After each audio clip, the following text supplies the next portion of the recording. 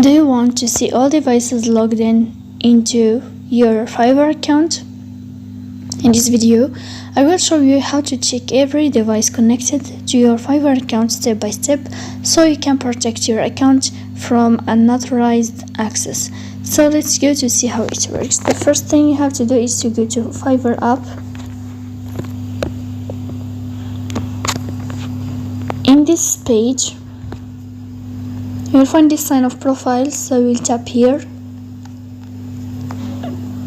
After that, in this window, you will go to the window of preferences. So you will go to preferences here.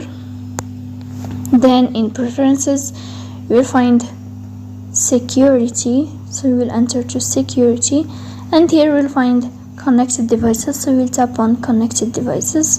In this window here, we'll find all your connected devices, or the people who, or the devices who logged into your account easily, and you can check whether someone logged to your account or not. So that's it. If you are enjoying watching this video, and if this video is helpful for you, don't forget to support us by like and subscribe. See you next time.